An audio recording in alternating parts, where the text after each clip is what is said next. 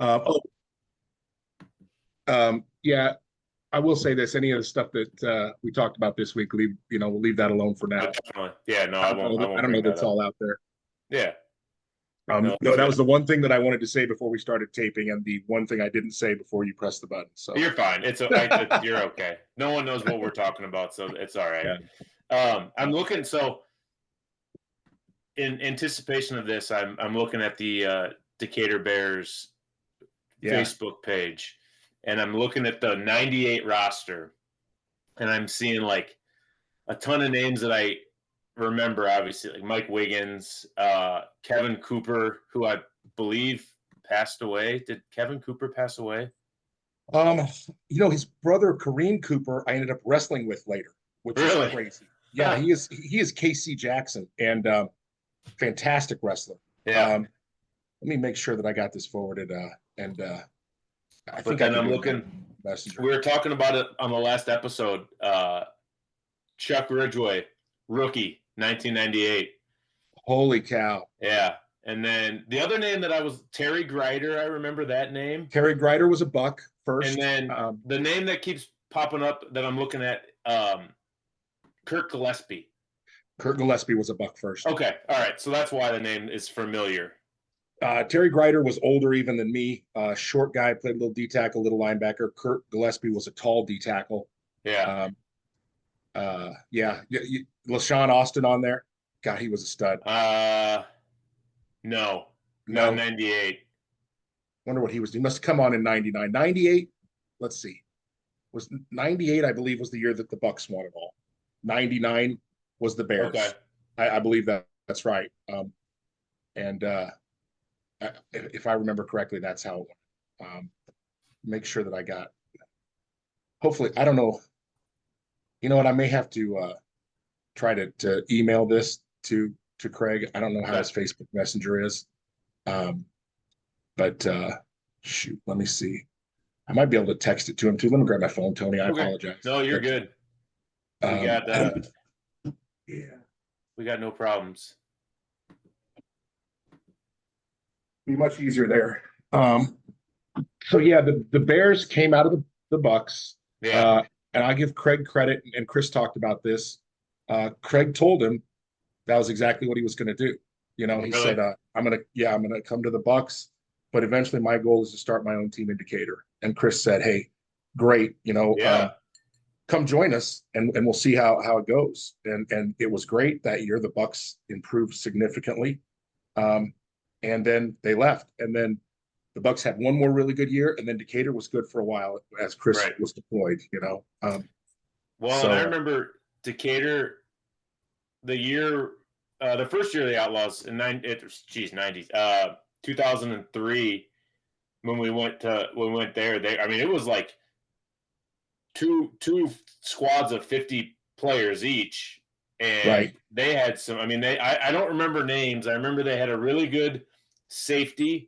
They had a really good defensive tackle that Boosinger went up against all day, or D-end or whatever that Booz went up against all day, and then. I can't remember if Remo was playing for them at the time or not. I think Remo was playing for them. I think so. Mike Young was the big D tackle, I think. Mike Young, there you go. And then was the safety like BB or something they called him? I got to think of who that was. Yeah. But LaShawn was the middle linebacker in the late 90s. He passed away very young, sadly. So when the Outlaw, Severado went to the Decatur Bears for a couple of years during the non-Lawson years of the Bucks, and so there's a lot of history back and forth there. There were other guys too, and ultimately the Storm. You see, Chuck Ridgway as a rookie on the Bears. The Twin City Storm in Bloomington grew out of the Decatur Bears. Grew out of and then Bucks. Where did the Macon County Eagles come from? The combination of the Bucks. And the Bears really, and maybe some Central Illinois Cougars too. These are way before, not way before your time, Dom, but this was like when I was a rookie starting to play. These teams are around, but the Macon County Eagles only played like 1 or 2 years, didn't they? Correct? Yeah. But they had dudes. They had like Lorenzo Bruce played for them. I think Darren played for them for a year. I know Kirkendall went over there, played some line for them. Yeah. And yeah, they were good. I mean, that was out of Shelbyville. Is that a name from the past, Dom? Definitely a name from the past. Yeah, I got a Jake. bone to pick before we dive into this. Oh boy. I don't ever want to get compared or put on the same level as Caitlin Clark when it comes to toughness again from you. Dom, Fred did that.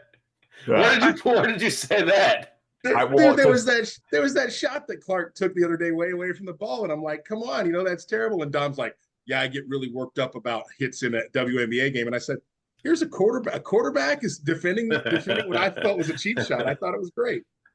Look, I mean, I've watched her play a couple times now just to, see what all the hype's about. And she toes the line of, I don't know what you call the female version of a punk would be. There's a lot of similarities to young Dom Salvo and the way he played, and the way she played. So maybe with the X on each of your back as well. Yeah, right. I mean, she toes the line for not being dirty, but I mean, she talks a lot. She talks a ton. Yes. So, yeah. I mean, I don't. Okay, that story checks out. Now, I don't know that she ever came around and had a shoot around at halftime of their rivals' game, but whatever. I mean, oh boy, this guy. Oh, I love it, man. We've got plenty to fight about without Caitlin Clark, Dom. My kids. I didn't know I was going to that game. I was told to go to Rotary Park. Yeah. Showed up and there was a game going. I'd probably been in Springfield for about 3 months at that point. So I did get just a message from Craig, and he said, of course, that his Zoom was out of date, which checks out. That's fine. Him. Yeah. If we ever get Brian Davis on, his Zoom will take 6 years to update. I pretty much accepted the fact that if we get Brian on, he's probably doing it in your basement. He's going to have to drive here. There's just or you're going to have to drive there. Or you're going to have to meet in the middle or something. Yeah. Or we do one of those TikTok videos where it's just somebody's mouth moving while he talks. AI. We'll get an AI image of Brian Davis and have the mouth move. Yeah. We could do that. So yeah, and talking about you guys, I think we're both around, maybe not. I think so. When we had that 7-0. Yeah, Dom, you drove me home. The 7-0. No, that was my rookie year. That was my rookie year. Yeah, my rookie year was the 7-0. And then at their place, they got us, right? Or we got them. We got them. Your boy ran the clock out. Got the first down to end the game on my first 4 times touching the ball. I love that. And then we got, what was that? Closer. Yeah. And then we got them again the next year. And then the year after that, I think, is when he's here. We got Craig? Yeah. I love it. Let's see if he jumps in here. Yeah. Yeah, that's gonna be Craig. Got some audio. There he is, man. This is Craig. Can you hear us okay? We can see you. Read you Lima Charlie. So I have to tell you one thing. First of all, one time there was an old picture of the Sangamo Express come up, and there was a guy wearing number 50. It's the first time I ever showed it to Tony, and he's like, "Brent, is that you?" And I was like, "No, that is Craig Witts." that's a quality offensive lineman. Yeah, we were just a slight bit of bush league, and so when you got mismatched uniforms, you might have 3 different 50s. Yeah, and we did until I got the 51 jersey. Bill Shelton, Craig Witts, and me all wearing number 50. That was a good time. That's awesome. Craig, do you have that decal that you just showed me and sent to me? Oh, I hope you did. Yeah, it looks like you're buffering a little bit, but you're okay. Do you have that decal of the helmet from the Express? I have the decal. It's just on a cabinet inside my storage unit because I am building a new house and building a new plant out here. And so we have all of our stuff in 5 storage units. I've got to hold this up to the camera for you guys because, in all honesty, for the 2-year and done Sangamo Express in the Mid-Continental Football League, which traveled to Louisville, Ohio, Racine, St. Louis, this was we were blue and white with a tad bit of red for the guys who got the original jerseys, but this was the helmet logo, and I got to tell you, that's pretty sweet, dude. I mean, for 1994, that's a pretty sweet helmet logo. 84 or 94? Did I say 84? 94, sorry. 94. Don't age yourself that much. Jeez, it seems like it. Seems like it. Which was kind of an incredible thing because the guy that was running the whole team was kind of sketchy from the get-go. So it's kind of funny that he come up with a decent helmet decal. That's usually how it goes. They've got good creativity ideas, but it's just they can't do much more than that. The decal was better than the helmet, Craig, because I know you remember that year. I had a 2 sizes too small helmet with no pad in the back for my lovely hair and a DB face mask playing guard and tackle. I mean, I'm telling you, quarterback DB face mask down, open, 2 bars. It was. You're lucky. Amazing. You're lucky you had a helmet and weren't sharing with someone else on the sideline. It's a good thing I never hit anybody because that too. So I've got to ask Craig, because I think we played. Brett and I were just talking. I think we might have played a few games against each other. I apologize for not really paying attention to names or anybody back in the day, but you started the Decatur Bears, correct? And then what was kind of your timeline of playing? Like, when did you start, and when did you finally decide to stop playing? We actually start off with, I was coaching JFL, and we were just trying to get some kids engaged, and I kept having a kid clip other kids on the field, and I said, "Hey, you can't keep clipping, your other opponents here on the field and in practice." And he didn't understand what it was, so I turned him around and I said, "When you push people in the back, that's called a clip." And he goes, "Oh, I didn't know that." Well, the parents saw me push the kid in the back, and they said, "Well, you can't come back here no more. You're too violent with our kids." Oh my gosh. And so my wife says, "Well, why don't you go and try to play semi-pro ball?" And I said, I did hear something about that in Springfield. And so I did some calling around, found a phone number for a Greg Hibbler. Is it right? Was that right, Brett? Hibbler or Hibbard? Right.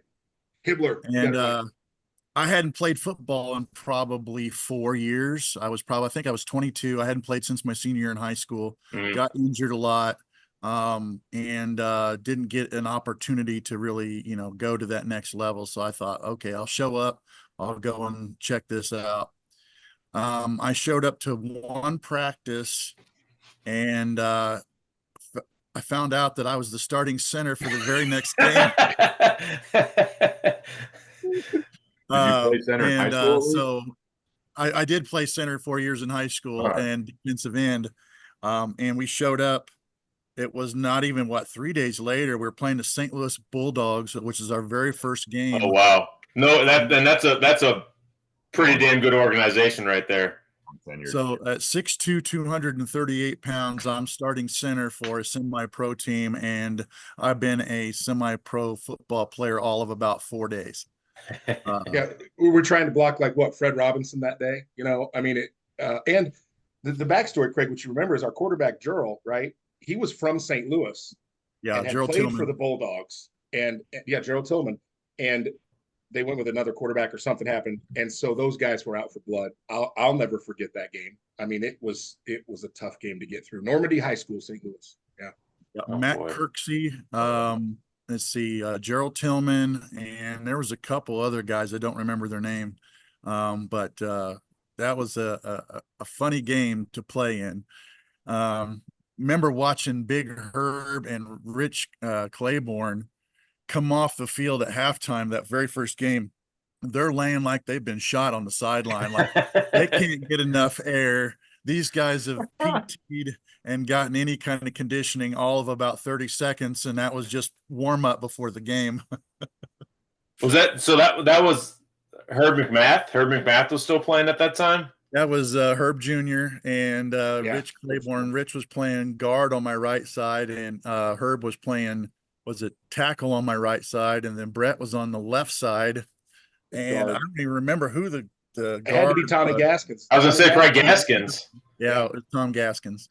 Yeah, Gaskins was, if this was 1994, Gaskins was probably already 57 years old back then. Yeah. The truth is, he was like 34. I mean, I'm telling you.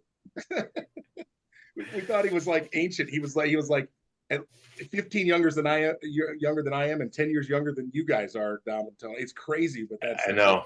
It's nuts. I mean, for all reality, it wasn't a terrible line. had we had a little bit of weight training and some coaching, we probably would have been halfway decent.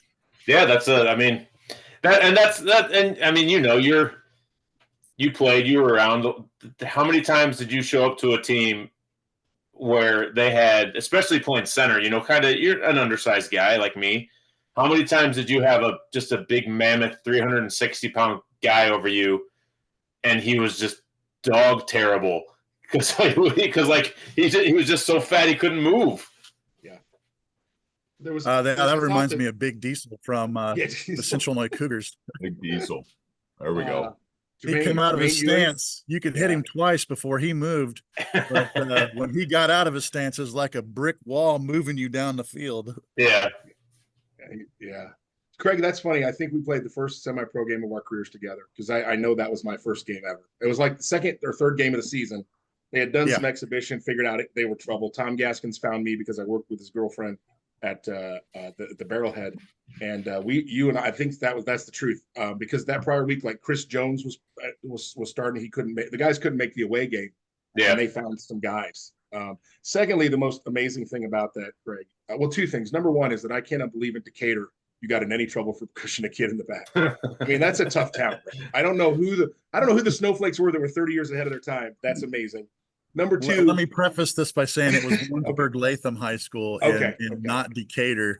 Decatur, they'd be glad if they got any coaches to come out and coach their JFL kids. That was like saying it's Rochester, not Springfield, but it's similar. But the second thing is you may be the first person in the history of any semi-pro game whose wife told him to go play semi-pro football.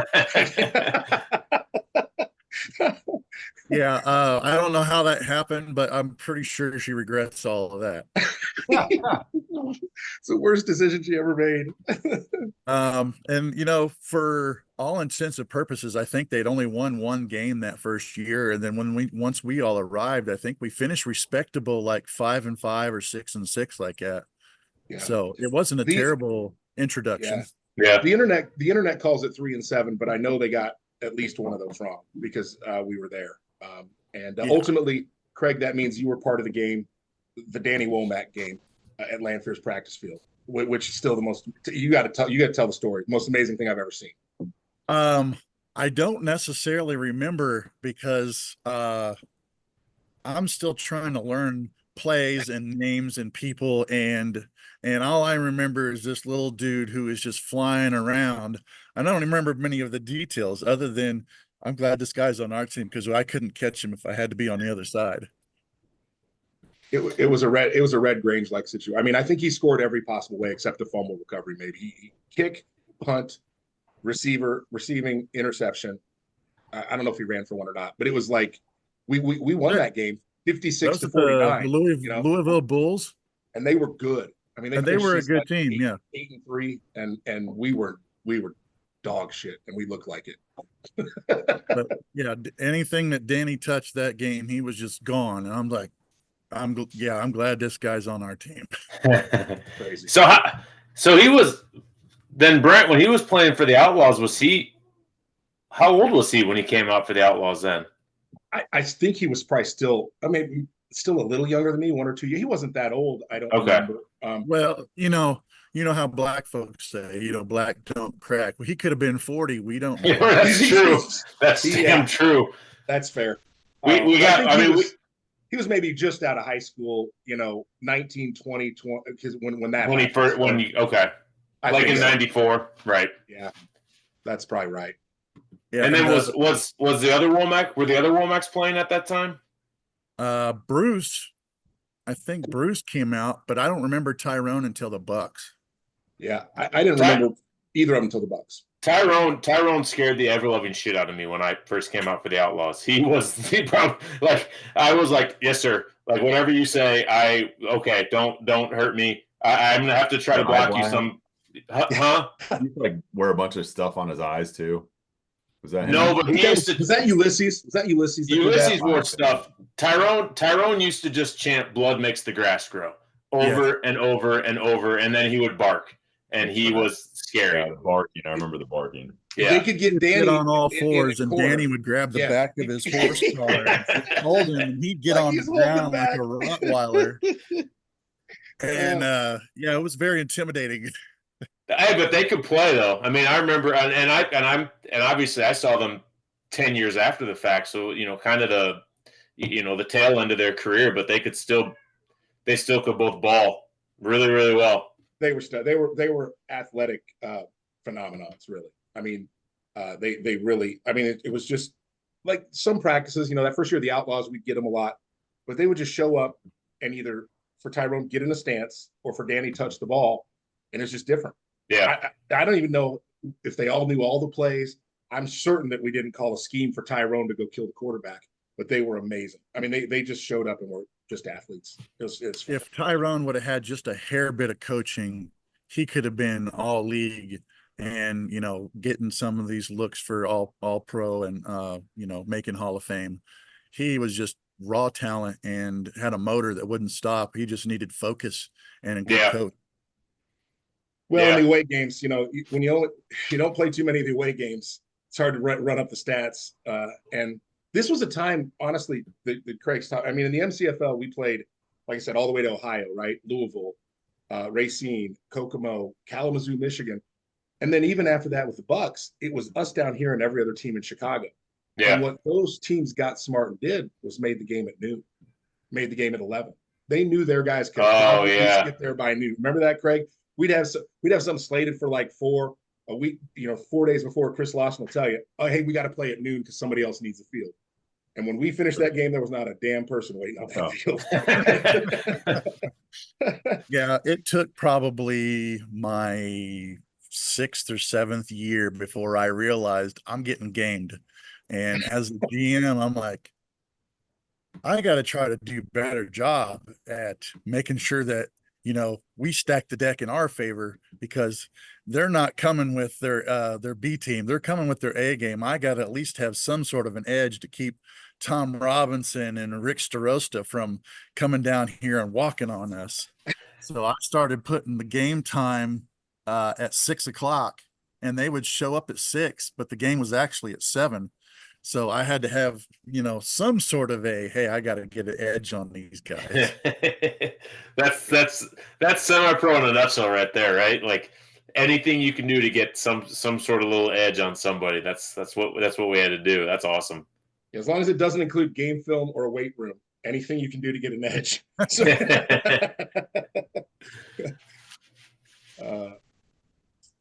I think the next year in '95, we thought we were really going to, this next year is going to be great. We're going to have an opportunity to, get better guys, get, an opportunity to raise some money. And then '96 rolled around and the Express are gone. Team's gone. The guy who ran around and had the money, he disappeared. And then we had to start, with the Bucs. And so that was like a whole new team to get involved with. But I decided that next year I'm not coming alone. So I brought 9 other guys with me from Decatur to start with the Springfield Bucs that year. And that was really the core nucleus that we used to start the Bears.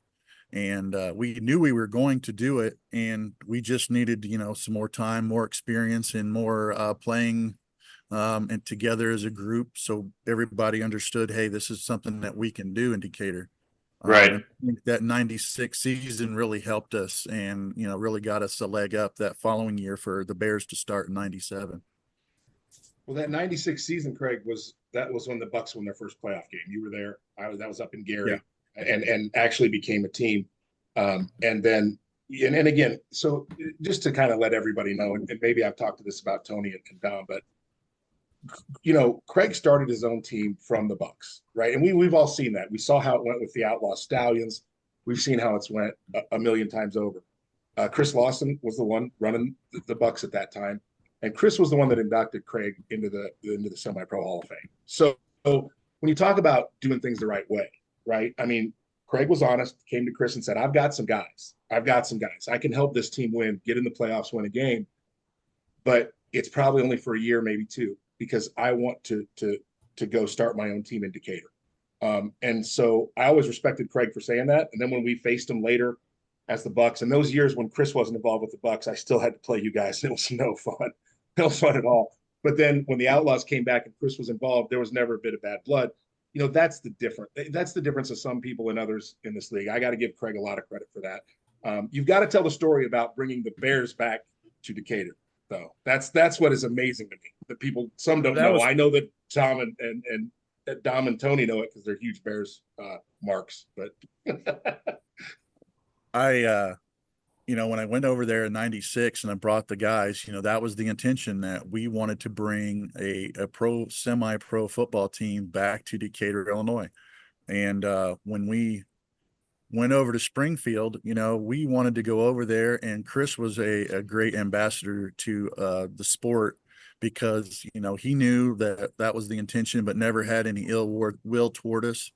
And, even offered me an opportunity to coach the team in his absence.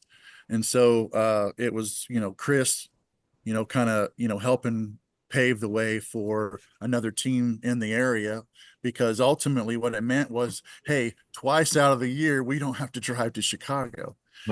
So, Decatur, Illinois in 1918, they started their own football team for the A.E. Staley Starch Makers. And, and by 1920, they were in Chicago, known as the Decatur Staley, or Chicago Staleys, I'm sorry. And we hadn't had any kind of football other than high school and college there in Decatur since that time. And so it was kind of a very nostalgic, and I'm a big history buff on sports and military. And so it was a, nostalgia that we wanted to bring football back to Decatur. And so we chose, when we finally got the team together, we chose one of the oldest places to play in Decatur, in Piggott Field, which had like concrete bleachers. And it was one of the oldest fields in Decatur, where Eisenhower had used to play before they built their cereal bowl at their high school. But to try to bring back a team and sell it to a city that didn't know they needed a team, it was a lot of fun. And like I said, I thank Chris Lawson and the guys there in Springfield that were very cordial to us and helped us get going, and made it a good rivalry, a healthy rivalry. There's a lot of bad blood rivalries out there that, we can all talk about, but having a good rivalry with Springfield was a healthy thing in 97, 98, 99. You guys, LaShawn Austin hanging out the window of the bus saying "Howdy, neighbors" on the way into the field. Right? God rest his soul. LaShawn Austin hanging. I mean, from literally probably below his belt line. Just a physical specimen of middle linebacker. My size. Sure that wasn't all muscle. So wasn't that a motor home? That was, it might have been you. It might have been. There was somebody out the window, helmet in his hand, as they drove in to Rotary Park, as loud as he could. "Howdy, neighbors! Haven't seen y'all in a while."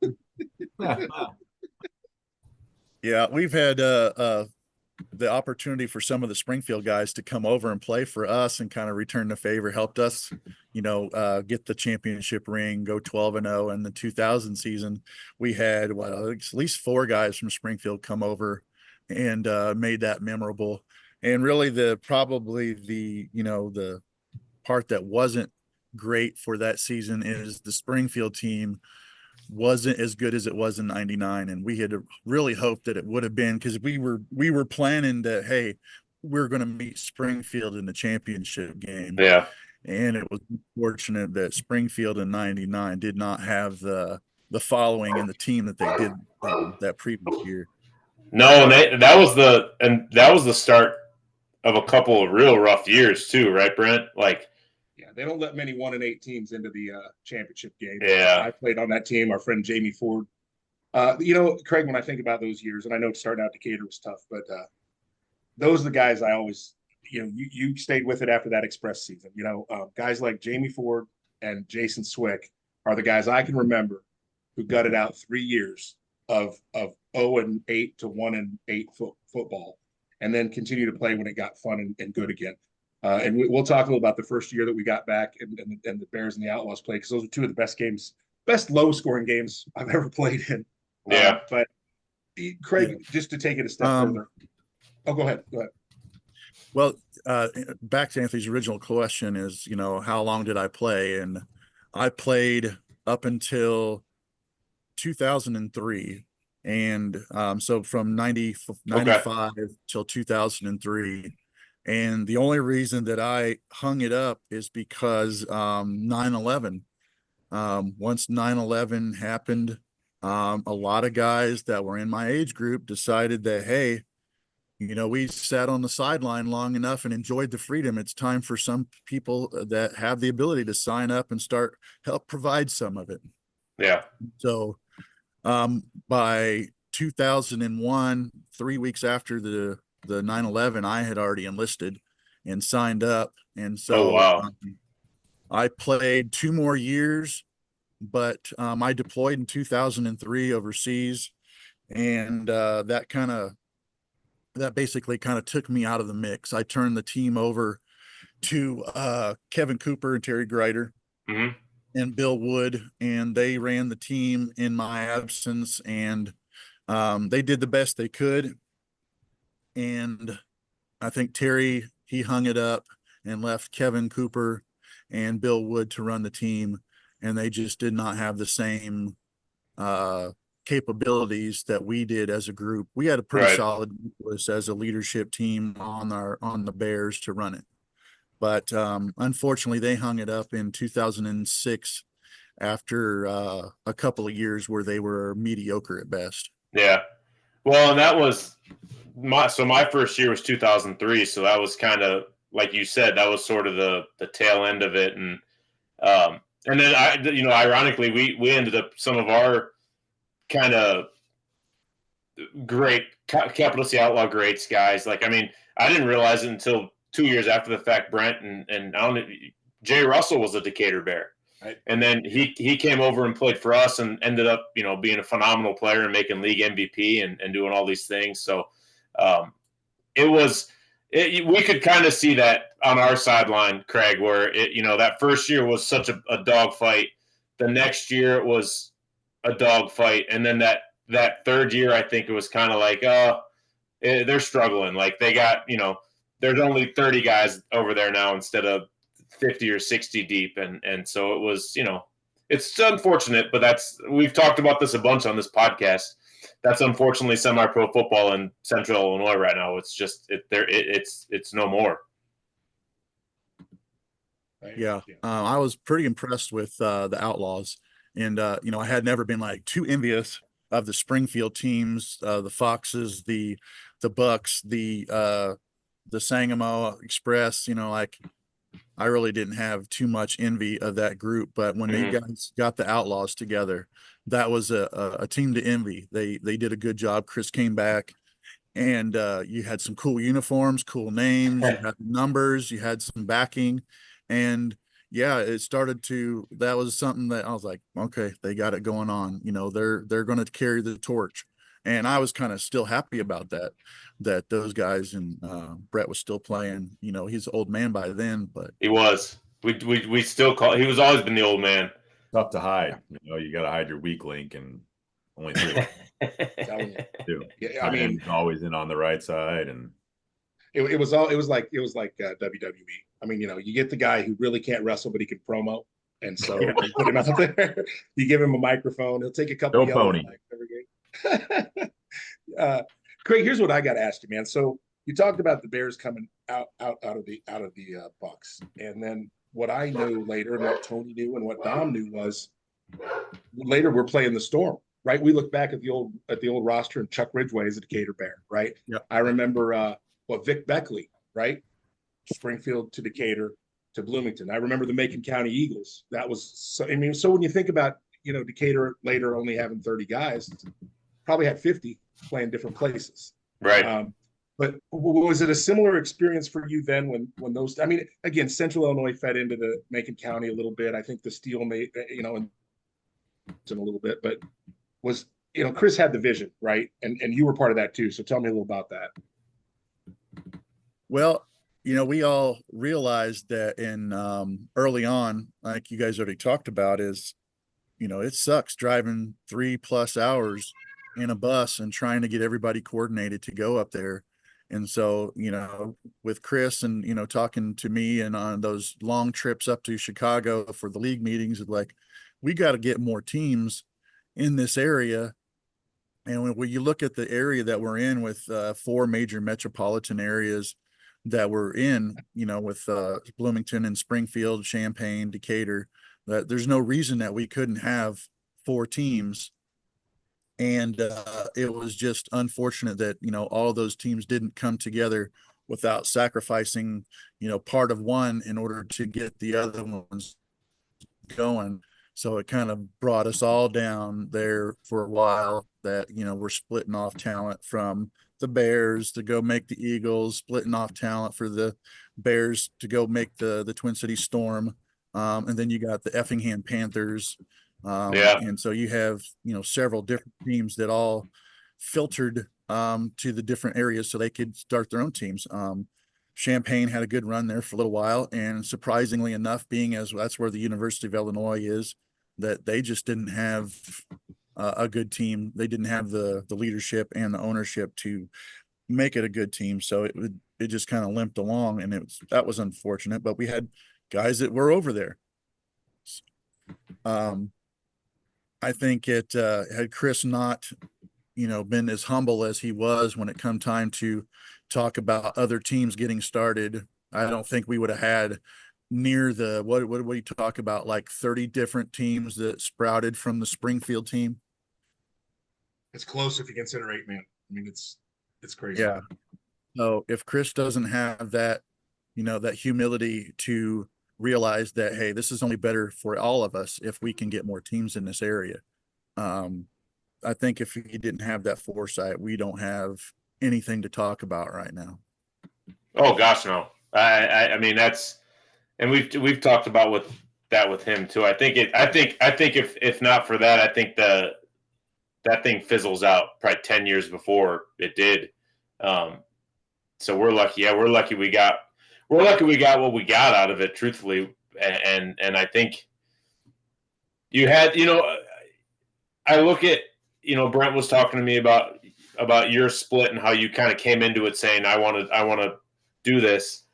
I think had we had more people with that mindset as opposed to just the negative, and that's kind of what happened. That's sort of how Dom played for the Stallions and the Seminoles. That's sort of how those teams came about, was the negative side of it, right? Where you had guys who were just angry and wanted to go start new teams, and they, they lasted a long time and they had a great run too. But I look at kind of had that not happened, had there hadn't been that bad blood, I mean, who knows how long the Outlaws would have played 11 man for. I mean, I think it would have, kept going with the opportunities of having the 2 8-man teams that then came together in the in the summer and played 11 man. So it's unfortunate, but it's semi-pro. That's kind of, we're used to that. Hindsight 2020, people can't see the trees, and they don't see how the end result's going to end up, where you don't have any teams now. Right. Well, Dom, you can speak to this a little too, but I mean, maybe game week a little bit. I mean, I remember, you and I would talk. Game week was one thing. By and large, the players didn't buy into that. I mean, by and large, there was a fair amount of respect. There might have been 1 or 2 guys you really didn't like. There's always 1 or 2 guys you really don't like. Put 10 people in a room. But I mean, Dom, you said it, I said it. I mean, you respected what the other teams brought, right? I mean, that was it. 100%. I mean, the first year I played you guys, I hated all of you. Yeah. But I was Farmington, and and you had guys barking like dogs and trying to kill me, naturally. But yeah, I mean, you grew relationships, and the old quote, I know Brett used to say it all the time, but like, game recognizes game, right? And you start to see what the other guys have, and you build a relationship. And I mean, it was even game weeks, it was never really, you're focused on just winning the game more than it's like, I got to beat this guy or whatever it was, So funny enough, I was actually supposed to play for Decatur. I think it would have been 05. Yeah. I think I remember that. Yeah, I was with Farmington. We had a couple Decatur Bear guys that played with us on Farmington. And then I don't remember, I think Decatur played that year, but we ended up not playing. I think Remo Clark came back, and for whatever reason, we ended up not playing on that team. And I think was that the summer I played with Outlaw, Sonny? Yeah, that was 05.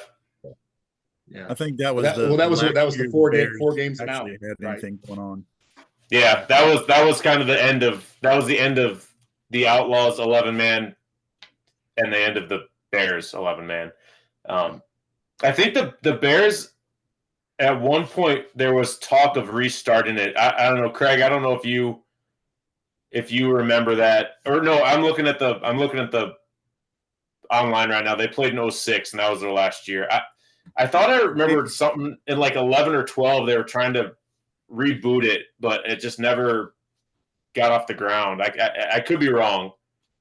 That might have been a nightmare that I had. I don't know about anything actually being official. 06, I think they tried to play a couple of games, but they ended up forfeiting. Oh, okay. Couldn't come up with money for refs, couldn't come up with enough people to play. Right. It went to a sad end. We worked the whole time we were trying to play in order to get our own field so we could, control our own gate, control our own sidelines, control our own, making money. And we finally got a spot where we got a field, and then, it just kind of dried up. Right. So, we had that same negativity in our area with the Macon County Eagles after the first year. We started in 97, and in 98, the Eagles had split off to make their own team. And despite a lot of objections from myself and my leadership team being Kurt Gillespie and Terry Grider and Kevin Cooper, they were allowed to join our Satan League, which it just really didn't help. And I think it served to water down our talent pool as well. Right. Although we played 8 times and we won 6 of them. So it's nice when you have a winning record against your rival. Great. I would not know that at all. Not at all. Macon County was around. How long was Macon around for? Did they last as long as? I think 2 years. Two really? I think we ran them out of a club in 2000 was their last year. We slaughtered them in the playoffs for that year, 38-8, and they never fielded another team. Yeah. A lot of we were talking about this. I can't remember if you were on or not, Don. Some of those guys came over and played for us then. Like Lorenzo Bruce came back. He had played for the Macon County Eagles. He came back, played for the Outlaws. A couple other guys had come back to play for us after that. Lorenzo was like, I'm sorry, go ahead, Donnie. Didn't Lorenzo play for Decatur at one point as well? Yeah, that's what I think. He was the green jersey Bucks to Decatur. He might have been. No, he was back for the Outlaws. He's got to be. I remember him being a Bear. Him and Severado that year. I knew Darren was. Yeah. Well, Darren started out with us. He came out of nowhere, and then he went to the Springfield. I don't think Renzo ever played for us in Decatur. I think he went from the Bucks to the Eagles, Brent, and then came back. I was with Dom on that. I thought he did, but I could be wrong. Yeah. I mean, I played with him. I always heard how great he was. But I thought I remember hearing him played for Decatur. Didn't he go to Southeast? He went to Southeast. Yeah, he was. I mean, you got to remember at one point on the Outlaws, it was Lorenzo Bruce and Jamie Ford. Yeah. I mean, it was like. Yeah, Jamie always talked about how great he was. Yeah. He played safety. Yeah, Lorenzo went all the way back to the green jersey Bucks days. Right. And I don't know if this story's been told in this podcast, Craig, but you were there, and maybe you, Dom, and Tony have heard it. But when the Springfield Bucks came around, we had only one choice, and that was to wear green jerseys, because Moraine Valley Community College had dropped their football team, and we bought them at a fire sale. That's what you got. Yeah, and so half the guys had Moraine Valley. Moraine Valley's, we tried to rub it off or whatever. The Midway Jets had been green for 20 years, and they moved to blue that year because they were buying new uniforms anyway. Really? That's absolutely true. And in fact, how bad the jerseys of the guys that didn't get those were. Oh boy.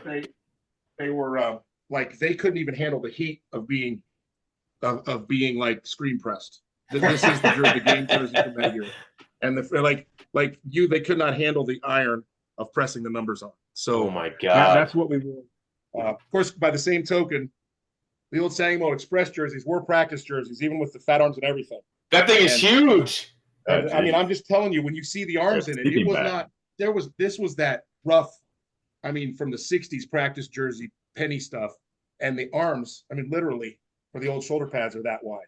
How do you know? How do you know what '60s stuff felt like, Brent? I'm telling you, man. The leather helmets were only a step away. That's where we were. But the Bucs. I always call it the green jersey Bucs years because that was that time. Lorenzo was there. Craig was there.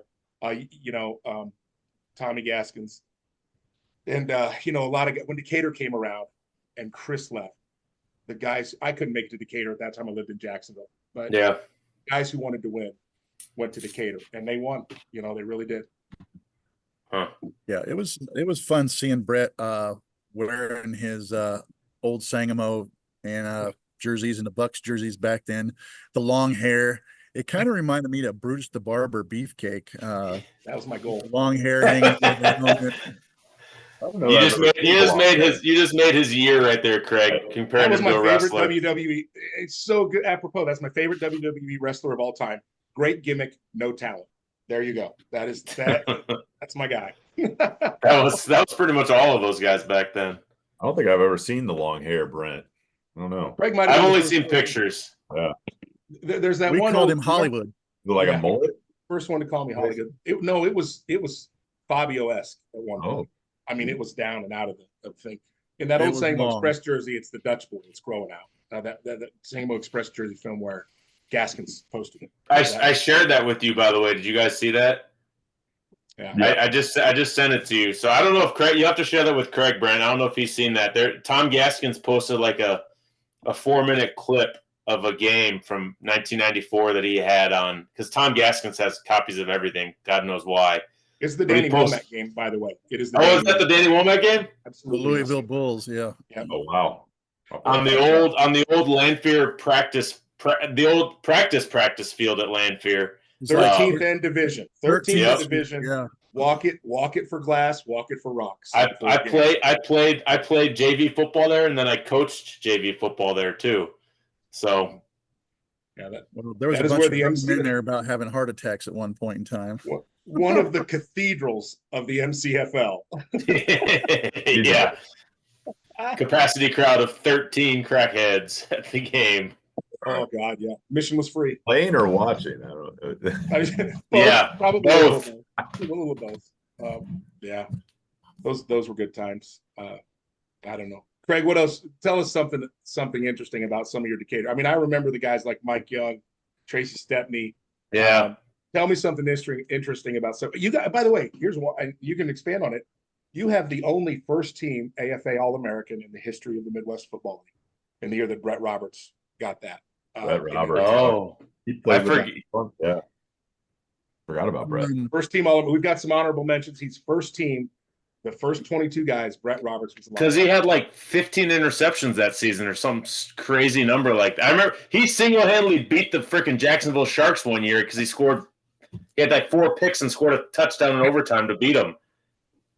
I think one of the earliest memories of guys from the Decatur area coming over and making an impact. One of the guys that we brought over to play with the Bucs, and we were over at Rotary Park, and Maurice Caldwell. Yes. And Maurice, he is a character, but when he plays safety, he hits like a truck. And I'm pretty sure that first year, if you were from Chicago and you were coming down, you were expecting a win. And it seemed like Chicago would thump us and the Vikings would thump us.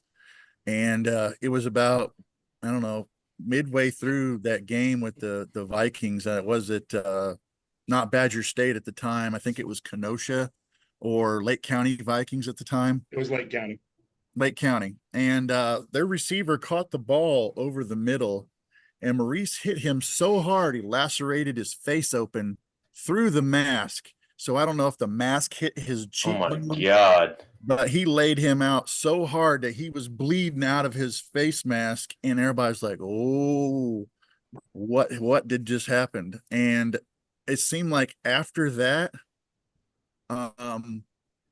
things kind of started to change that season. People started to realize that, hey, we're coming to lay wood and we're going to play ball.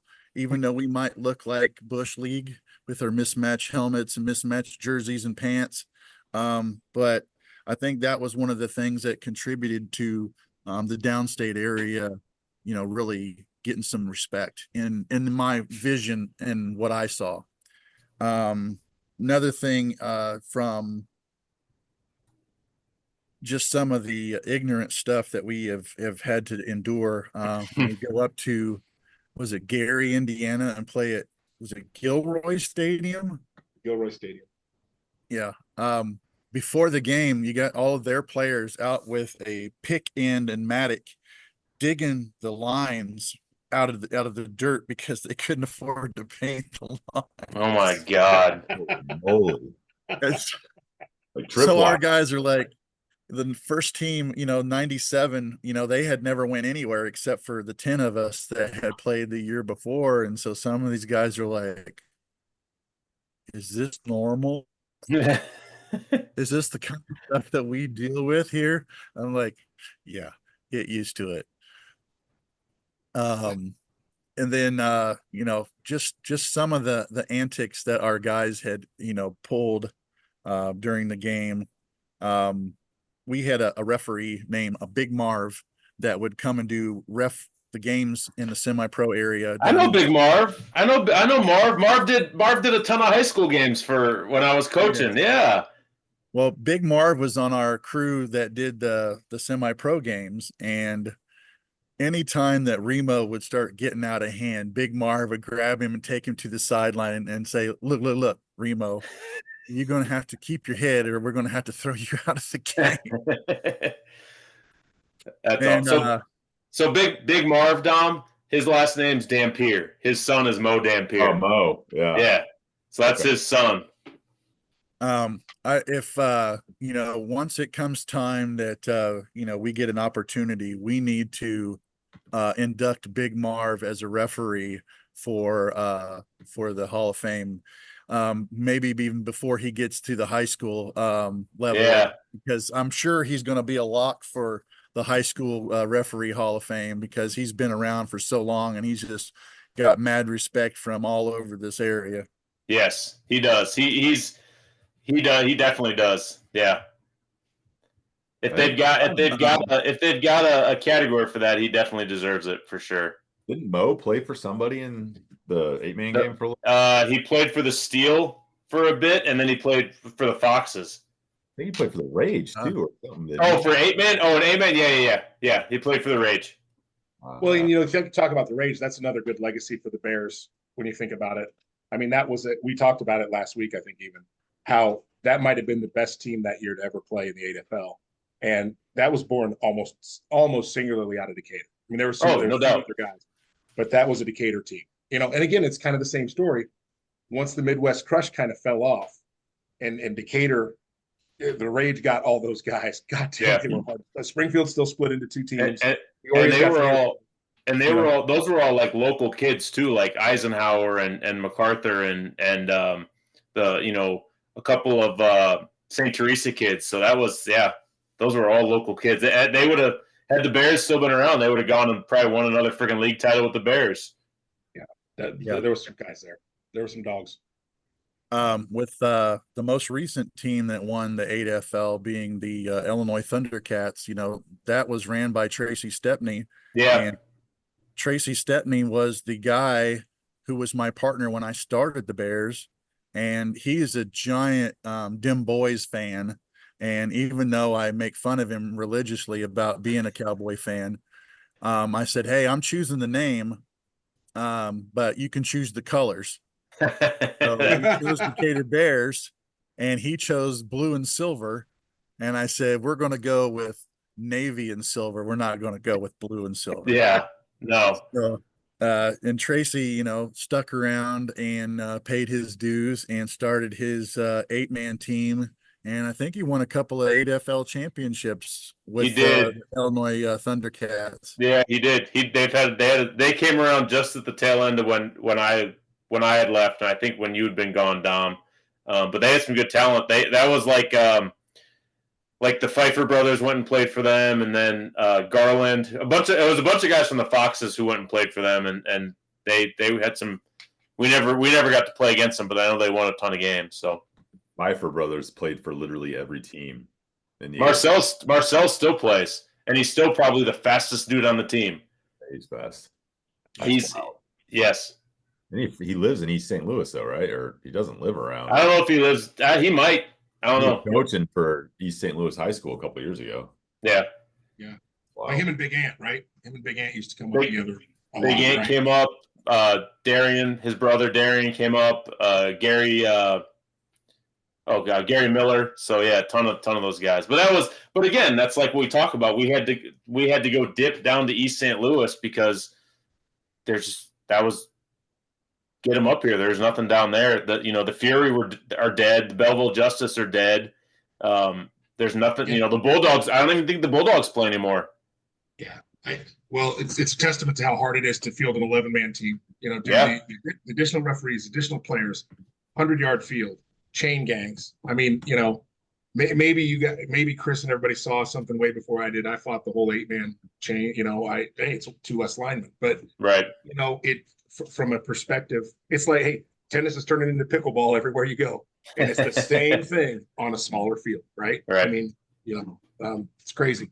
I think ultimately that's some of the stuff that we, as I don't know, more or less historians and keepers of the history of this, is we need to fight to keep 11-man alive in the local area and try to have a semi-pro team in the area. And being we all have children, we all have lives, and we're at that age. Once we get to the retirement age, it's going to have to happen. We're going to have to get a team together and put something together and have a staff of old guys that know what it takes to have a team and do it right. Yeah, Brent, you're the closest one. Carry on that tradition. You got one leaving the house now, Brent. You're going to have a little bit more time. Yeah, no, I got that 5th grader, man. I mean, she's coming up. She's fine. I'm trying to find her a boys flag football league to play in, man. She's ready for that. I mean, Xbox, yeah. Craig, I got it. So in 2003, were you gone but when the Outlaws came back, were you deployed? Or were you around for those games in 2003? I got my dog here again. I missed the whole first half of the season, and I did not return until about mid-September. And so I played from their schedule the Lafayette game on. Okay. And so did you didn't get us in either of those two then, I think, because one was the very opener, and that was the first game that the two teams ever played. We got them 7-0. Was it the next season? Was that the one, Dom, where I floated out and you had to drive me home? Or it was later that year? 2 years after, yeah. So 05, first game 05. Yeah, that's right, Dom. Yeah, that's right. And your roommates. You were gone for that, correct, Craig? Yeah, I was already doing spin up to do another mobilization in Iraq in 06. And so most of 05 I spent doing training, California and various different places in Wisconsin. So 104 degrees, Rotary Park, not one tree for cover, brown grass, overtime game, 10-7. I mean, we played like 3 possessions in overtime. And if not for Dom Salvo, I probably would have died on the way home. I'm not kidding you. I made him get into my truck, him drive me home. I said, I can't even grab the steering wheel. We chose to wear our black jerseys because they look cool. And I swear I wanted to kill somebody over that. Go white, man. Go white. We did stop at McDonald's on the way home, though. Of course you did. You did. I could. Hey, listen. I believe you needed to stop at McDonald's, and that was worth it for me. I could die there just as easy as anywhere else. Jesus. I do recall, Brett. Correct me if I'm wrong. Did you ride home in the back of your truck that game too? Like, it's possible. I don't know. I think I got in it, but I know Dom had it. Never driven my car before. Okay. Back seat. I was going to be sick. I mean, I could barely pick myself up. I mean, listen, there have been a lot of hot games, and the season started. I've never, ever in my life felt like that. I mean, I don't know how close it was, but I came home and laid on an air conditioner vent with my face down on a vent that coming up from the ground. Shut up, man. If you drive down Cokie Mill Road right now and you look at that neighborhood, you would not think that it was that austere of an environment back. No. Some of the greatest semi-pro games ever were played on that field. There's a roundabout. I mean, it's amazing, right? Then we had nobody. We were the only thing going there. They built all this stuff and nobody used it. Nobody knew it was there. There were no houses, no YMCA. And so we just started playing there. Hell, they gave us the scoreboard equipment, and they had scoreboards for a while. Then they took them back down because they lost the joysticks for them and everything. Right. And then within, by the time the Outlaws wanted to play, they're like, oh, no, we're scheduled full. Find a place. I mean, that was the truth. That's how fast that all blew up. Yeah. That's where we stole Rob Beard. We stole Rob Beard from the rugby team that was playing there. Oh, the Celts, the Springfield Celts. Yeah, we stole Rob from there to come play with us. Yeah, Rob was out there with the Celts. Kid from Oregon, still Facebook friends with him. Bruce Womack. That was when Bruce got his job as a deputy. Bruce was our guy, but shift work is shift work on Saturdays, and Bruce was just became a county deputy, I believe, maybe a city cop, but he couldn't pick when he played, and we needed somebody, and we just grabbed a kid to grab a kid. Next thing you know, he told us he could throw a ball, and I think he lied, but he did win a playoff game for us. I mean, it's pretty amazing. It was amazing. He was Wade Stubbs-ish, Dom. He was very, very Wade-ish, but he didn't have the talent. Yeah. I think one of the other funny stories that I had from the Bears is going up to play Lake County, but they were playing at was it Marquette University? And playing on the turf. And Tony Scribner was one of our defensive tackles. And I think between Tony Scribner and Mike Young and Carlos Burns and Severa Gilbert, those are probably our 4 best defensive guys that we had on the line ever that we played. And Tony was just a step faster than everybody else. And we went up there, and their center was completely garbage at Badger State, or I think it was Badger State at that time. And Tony would take off from his stance when he snapped the ball, blow the center up, and 3 times he took the handoff, but he was so slow he would get run down from behind before he could get the touchdown. Oh, God. Tough look. A true story. I had Tony, and honestly, Tony Schiffman, great center. I think I was so scared of Mike Young our first game ever that I had Tony scared. And after 3 series, the second game of that season, Tony was like, yeah, he's pretty good, but I think I'm okay. I mean, I remember that. I mean, I remembered having to block Mike and being like, Jesus. We're back in the huddle, and Tony's like, yeah, he goes, yeah, he's pretty good. Because I think I got this. I mean, you get an idea of a guy in your head, and if he beats you, he was my Lipscomb, Tony. Him and Pat Marler were my Lipscomb. Well, was Pat Marler, baby. Love you, Pat. God, yeah, Pat got me every time.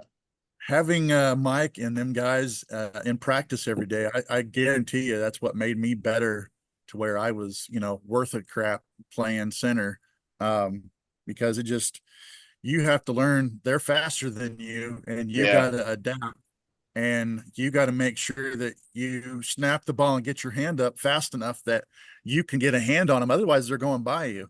And it helped that if you know the whole playbook and know where everybody's going, you can make sure that you could take advantage of that. And I did, because I didn't have near the talent enough to stop him 100% of the time. So it was Mike was definitely one of those factors that made us better, that 99, 2000, 2001 era.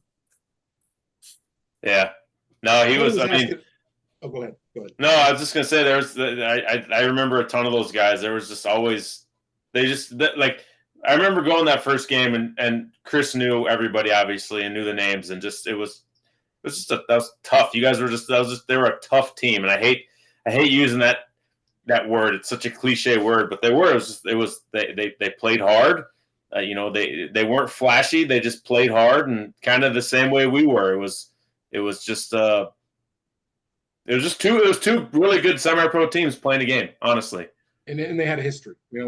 I remember when the schedule came out. We didn't know yet, and I remembered looking at it and saying, "Oh, so here's how they get us against Decatur at Decatur. You guys were like Niantic, Iliopolis, somewhere at that point. Niantic, yeah." And I'm like, so here, we're finally coming back, and it's only 03.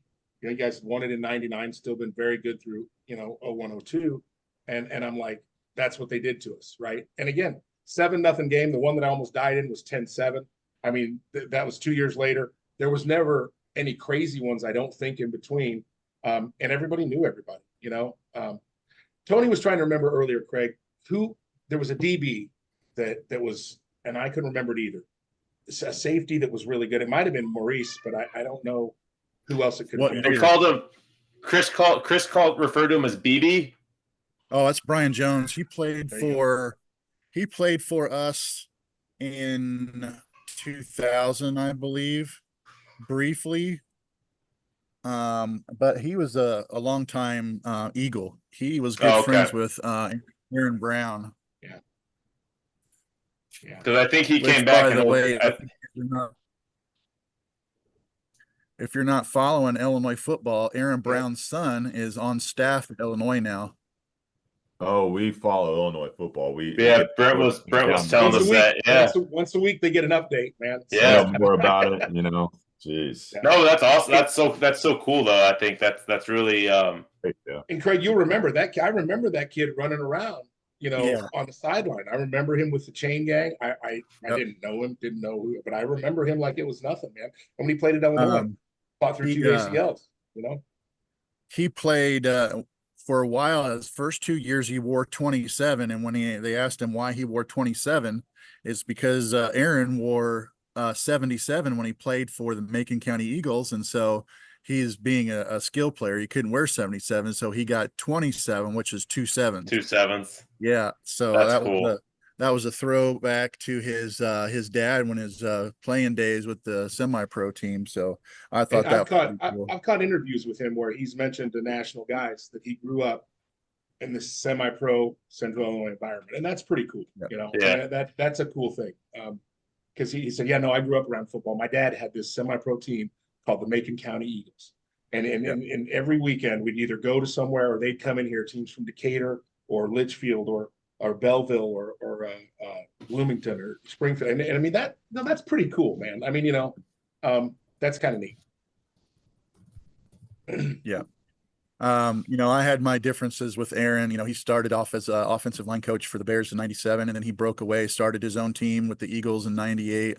There were some hard feelings there, you know, but I had to let that go when he passed because it just, you know, that's sports, that's things. But when, you know, somebody's life or death, you kind of got to let that go. And I'm still friends with his brothers, Marvin and Fred, and his little brother has passed away here recently. Big Don, a Mississippi Madman. So that was by the way, that's I was telling you, Kareem Cooper, Casey Jackson. Yeah, Casey. That's his tag team partner. The Madman was the big 500-pound dude. Craig, I got to tell you one quick story about Big Don and KC. We had a wrestling match. They had a wrestling match up with Joey Grunge in Delavan. And they showed up 25 minutes late, like they always did. And Joey was so pissed at him, he made it a handicap match, me against both of them, and he put me over. And I mean, those guys were the tag team champs, but Joey's making a point. They got there so late that we're in our first lockup, me and Kareem Cooper. He gets me up, you know, and we're locking up, and he gets his mouth next to my ear, and he goes, "God damn it, man, my tights are on inside out." That's something you don't hear every day on a podcast. Story. Yeah, right. I wasn't on the bingo card tonight. So just a little bit of history. We all played at MacArthur together. So Aaron Brown is a senior. I'm a junior. Remo Clark is a sophomore. And I think KC is a sophomore, and Big Don's a freshman. So just a little bit of history lesson there. You got go Google the Mississippi Madman if you need to see who we're talking about. He was the nicest, biggest heart I ever met in my life. He was a very large man. We're talking Andre the Giant size guy, and but he was one of the nicest men I've ever met. He's probably what, 6'3", 500 pounds, something like that. Oh my God. He's just a big dude, and he's a great guy. He would do anything for you. He never had much money, and he loved to wrestle, and he loved football, and he just loved life. And I think he's just gone way too soon. I agree. He's a great guy. And Casey's a great dude, man. I came up to him 3 years ago on that old Bucks picture that they actually had our names that were in those stands down at Auburn. Oh, and by the way, the other thing about Craig showing up for the Bucks was it did allow Stacy Moore to go concentrate on the GM because Stacy was our center, and when Craig showed up, he became our center, and Stacy did do a great job as the administrator for the Bucks. And I mean, he got us into Auburn and everything. That's because Craig showed up because Stacy had to play until then, and he was able to focus on that. But I saw the program and I said, Kareem Cooper, you've got to be. We played together all those years ago, never knew it. We wrestled together for 4 years. So it's just funny. Cool. If you guys remember Chuck McGraw that played for the Bucks. That was our backup. Yeah. Chuck McGraw, I didn't know it, but in 2003, he gets pulled out of retirement for the military. And they were like, "Oh, I'm out." And he's like, No, you're not out. You're going on deployment. So they pulled Chuck McGraw out. He is way overweight. He hasn't PT'd or done anything with himself. And he looks just like a lineman that you just pulled off the street. And nope, you're going overseas, bro. And I didn't know it, that was the same Chuck McGraw that we played with. And he was on advanced party and I was on delay party. So when I got over there, that's what we talked about was semi-pro. And he had no idea that we were in the same unit, and I was running the team in Decatur, and I played for Springfield, and we had no idea that we even knew each other. That's awesome. Happens all the time. Yeah. No, it really does. It's cool. A wide net. It really is. It's a wide net when you start thinking about it. And a lot of guys who came through, and some like you three guys, and I really stuck with it and enjoyed it, and it made a difference. And we got to meet a lot of neat people, man. Yeah. I mean, Craig, at most Illinois home games, he's 1 or 2 sections either side of me, football or basketball. His basketball tickets have gotten way better. I'm still in the nosebleeds. Our family's had season tickets for basketball since 75. So eventually those points add up. They do for you, not for the team on the court all the time. But yeah. I'm excited for this year. I don't know what to expect, but man, they're bringing in a lot of talent. Yeah. Well, hey, Craig, awesome to have you, man. And everybody should know last year, and I was there when Chris inducted Craig into the Semi-Pro Hall of Fame, and that was a neat honor. Same year Tommy Akers went in, and we're hopeful. Haven't heard anything yet, but we're hopeful this year that we'll see some more Midwest Football League representation out there at the Semi-Pro Hall of Fame, that's going to be a neat thing because it was good football. So, yeah, it's there were some good candidates, and I'm hoping that the candidate that we're all hoping made it. Yeah. So, all right, guys, thank you for awesome. Thanks, Craig. Good talking with you, man. Appreciate you coming on. Thanks, guys. Thanks for your service too, Craig. We really appreciate that. Yeah. Thank you. 23 years and counting, and I'm about to hang it up, and I got both my kids out of school, so you never know. Maybe we do something in Clinton, Illinois. They're getting a new AstroTurf field. Oh, there you go. Close proximity to all 4 of the towns there. So, Papa Bear Craig Witts, man. He'll be walking the sidelines in a trench coat, a hat, and glasses. I cannot freaking wait. That's I might even have to bring out that costume for that if that happens. I echo Dom. Thanks for everything you did for us, Craig. I appreciate it, man. Yeah, thank you. Guys. Yeah. Thanks, guys. See ya. You guys have a good one.